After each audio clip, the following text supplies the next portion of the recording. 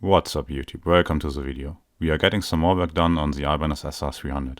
Last time we did an easy preamp bypass to bring it back to life. In today's episode we will replace the broken battery harness to restore the active electronics.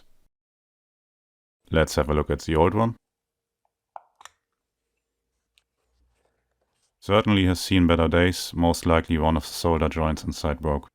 I was considering to put in a hard plastic harness. These are obviously more rigid and you have something to hold onto when removing the battery. Unfortunately these don't fit the original battery box, so we have to use a harness similar to what's in there. Make sure you get the T-type, meaning the cables are coming out the correct side for installation. Before we continue, let's see if it actually works. The hexagonal shaped terminal should be plus and the round terminal should be minus. We have continuity, wires are attached according to color coding, so the harness is in good shape and ready for installation. I decided to go down the crimping route to get it wired in. Basically you have a sleeve, you put the exposed wire in, crimp the sleeve.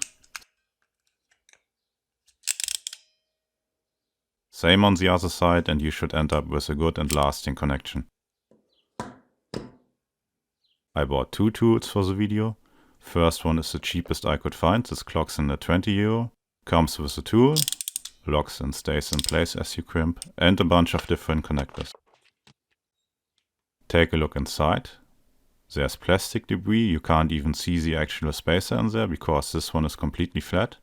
If you look at another one, even standing up, the spacer is tiny, so you can push past it very easy.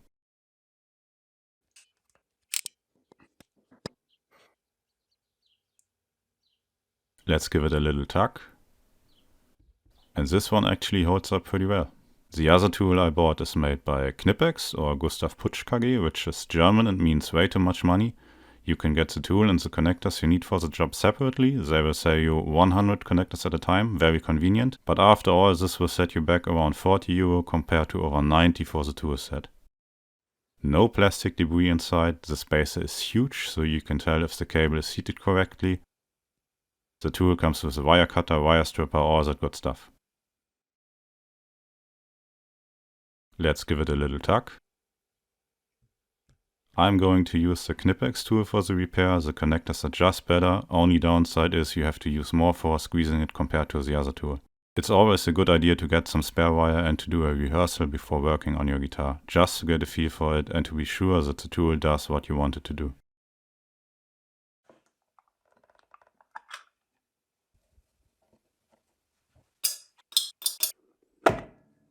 First we have to undo the old preamp bypass.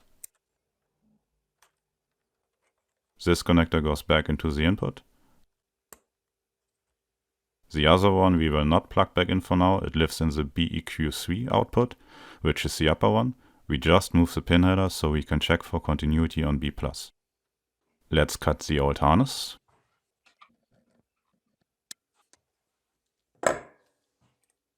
Next step is to remove the battery box. There are 4 screws inside holding it in place.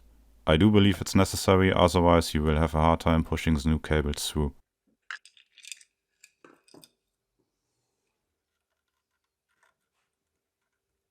Pull the old cables into the control cavity.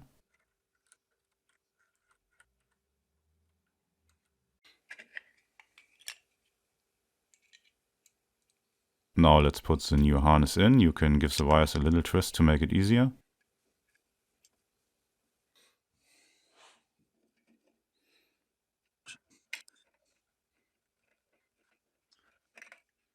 Yes.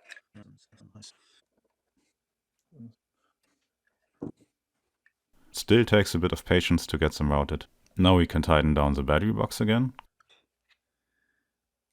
Ey, ich verstehe das nicht. Warum fällt denn der die ganze Zeit runter? Keep in mind your pickups are basically just on the other side of the guitar, so they might pull the screw off. You need to place it by hand if that happens. Jesus. Another thing to pay attention to is not to over tighten the screws. The battery box is made out of plastic fantastic, which is going to flex and twist, preventing the cover from closing correctly. There was some heat shrink which I didn't put there, so I guess this is factory. I removed it, which shortened B+ quite a bit, B- I did not touch. Now we can finally connect the new harness. I started by putting the connectors on the harness side first. Remove a bit of the insulation. Since we have stranded wire, give them a little twist into the connector. And now it's time to crimp. That's B plus done. Now rinse and repeat on B minus.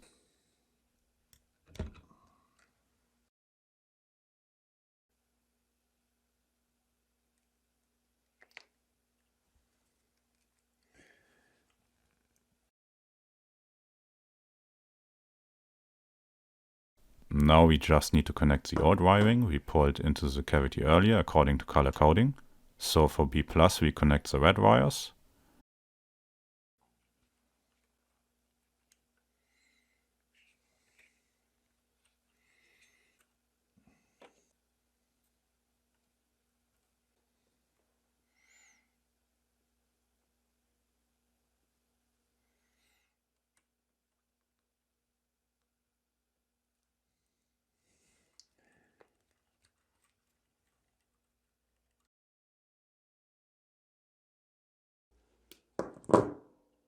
We should have continuity between the hexagonal shaped battery terminal and B plus on the output connector.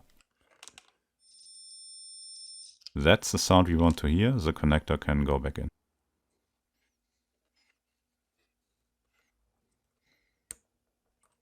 Now black and black for B minus.